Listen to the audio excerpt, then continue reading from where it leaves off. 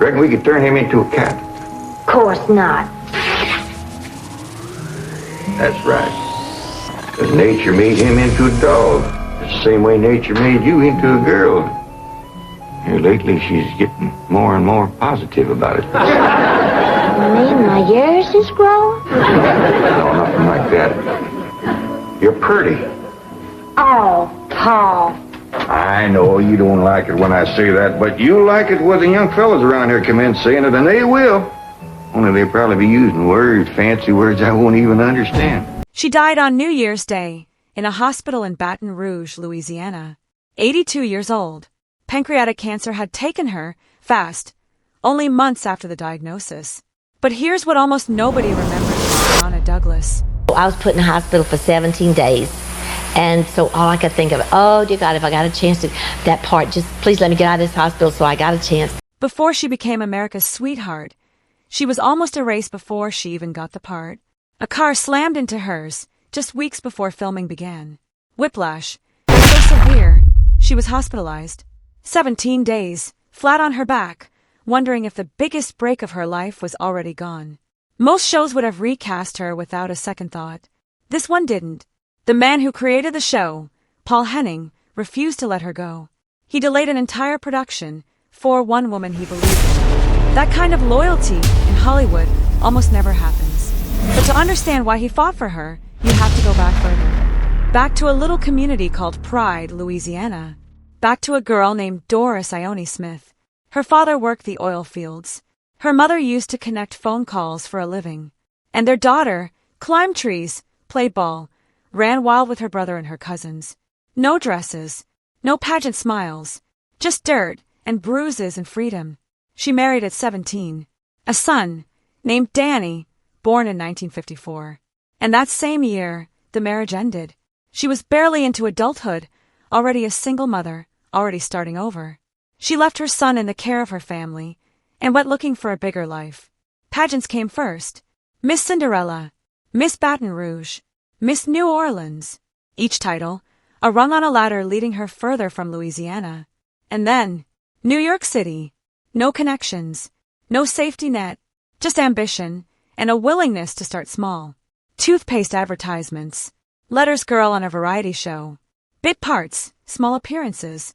She studied under Lee Strasberg himself, one of the most respected acting teachers in the country. She was building something, piece by piece, with nobody handing her anything. And then came Ed Sullivan's stage. A producer was watching that night. Hal Wallace, a man who could change a career with one signature. He signed her, gave her a film contract. Doors started opening. Small roles followed. Dean Martin, Shirley MacLaine, Rock Hudson, Doris Day. She was inching closer to something bigger. She just didn't know it yet. Then, in 1962, it arrived. 500 women auditioned for one role, a character that would define her for the rest of her life. Ellie Mae Clampett, The Beverly Hillbillies. 60 million viewers, every single week at its peak. Numbers television barely sees anymore, numbers that defined an era. She played a country girl who outsmarted every polished city slicker put in front of her. And she did it with a kind of ease that couldn't be taught. Because she wasn't acting it. She'd lived it. Over 9 years, she said she worked alongside more than 500 animals on that set. She once stood beside Elvis Presley himself, co-starring in a film during the show's summer break. For a few years, it must have felt like the whole world was hers. But fame like that always comes with a cost nobody warns you about. After the camera stopped rolling in 1971, the parts started drying up. The industry that adored Ellie Mae Clampett didn't know what to do with Donna Douglas. She wasn't bitter about it. But she didn't stay quiet either. In 1993, she did something most actresses her age would never dare. She sued Disney. She sued Whoopi Goldberg. She sued Bette Midler. $200 million on the line. Her claim that a hit comedy called Sister Act had been lifted from a story she once owned the rights to. She turned down $1 million settlement, believing she could win it all. The court didn't side with her. She lost. But she never lost the will to fight for what she believed was hers. In 2011, she did it again, this time against Mattel, against CBS. A Barbie doll, modeled after Ellie Mae, sold without her permission, she said. The case settled quietly, under terms nobody was allowed to repeat. Twice, she stood in a courtroom against some of the biggest names in entertainment. Twice, she refused to disappear without a fight. But outside the courtroom, a different Donna Douglas was emerging. She got her real estate license. She recorded gospel albums, starting in 1982. She enrolled in Bible college in Oklahoma, studying children's ministry. She wrote children's books. She answered fan mail by hand, for hours at a time. The girl who once climbed trees in Louisiana was now standing in churches, speaking to rooms full of strangers. She built an entire second life, far from any film set. And through all of it, one friendship never faded. Buddy Ebsen. More than 30 years of loyalty, long after the camera stopped. She said he reminded her of her own father. Buddy Ebsen. Jed Clampett himself. The man who shared a soundstage with her for 9 straight years, who became something closer to family than co-star. In 2003, word came that he was dying. And Donna Douglas didn't send flowers. She didn't send a card. She showed up. She sat beside his hospital bed that night, and she did not leave. Not for hours. Not until morning came. Think about that for 1 second. A woman in her 70s, sitting in a sterile hospital room, holding vigil for a man the world had already started to forget. No cameras, no press release, no one telling her she had to be there. She was there because she wanted to be. The next day, Buddy Ebsen was gone, and the very next day after that, Donna Douglas stood up in front of a room full of grieving strangers and family and delivered his eulogy. Not as Ellie Mae, not as a former co-star cashing in one last appearance.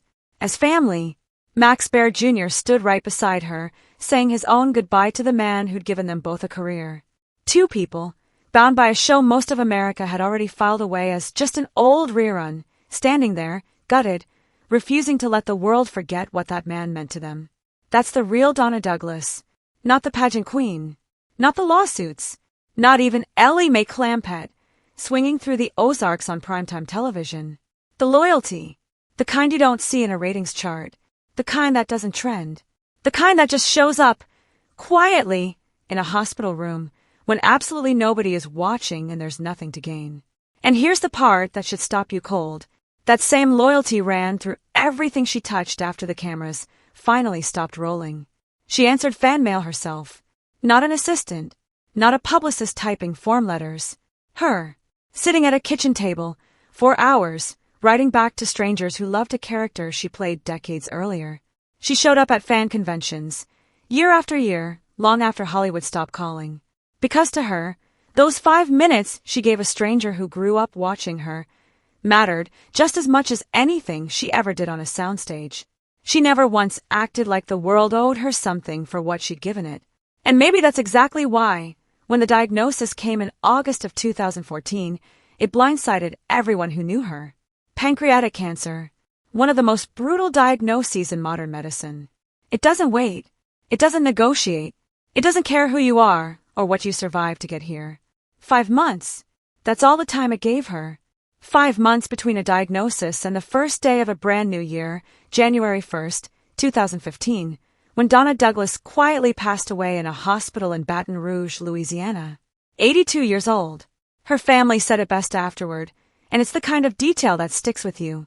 She was always happy, always made up, never looked her age, right up until the very end. That's not a line from a script.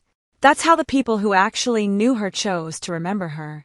And with her death, something else happened that doesn't get talked about enough. The cast of one of the most watched television shows in American history lost another piece of itself. Only one man remained. Max Baer Jr., the last surviving original star of the Beverly Hillbillies. Sit with that for a second. A show that once pulled in 60 million viewers a week, bigger than almost anything you'll find on television today, in an era with a fraction of the channels we have now, and one by one, every single person who made it real has disappeared. The applause faded a long time ago. The reruns kept playing, but the people behind them, they aged, they fought, they buried each other, and eventually, they ran out of time, just like everyone else. Donna Douglas left behind more than a sitcom character in pigtails and overalls. She left behind 2 lawsuits, against Disney, against Mattel, that proved she was never going to quietly let anyone take what she believed was hers, even when the odds and the lawyers and the studios were stacked against her. She left behind gospel albums recorded in churches, not studios. She left behind children's books written by hand, a ministry degree earned in her 50s, and thousands of personal letters mailed back to strangers who just wanted to feel seen by someone they grew up watching. And she left behind a friendship so real, so unshakable, that it carried a grieving woman into a hospital room at the end of someone else's life, and a eulogy she had to find the strength to deliver the very next morning, with her own grief barely 24 hours old. That is not a Hollywood story. That is not a tabloid headline. That is not a scandal, or a betrayal, or a cover-up manufactured for clicks. That is a human being who happened to become famous, and never once let the fame replace the human being underneath it. And honestly, that kind of story deserves more than 60 seconds of nostalgic scrolling. It deserves to be remembered the right way. So if this hit you the way it hit us putting this together, if Donna Douglas was part of your childhood, sitting in front of a television with people you loved, if that hospital room moment with Buddy Ebsen got to you even a little, do one thing before you go. Subscribe, because stories like hers, the real ones, the unscripted ones, they deserve to be told, and told right. And there are so many more waiting.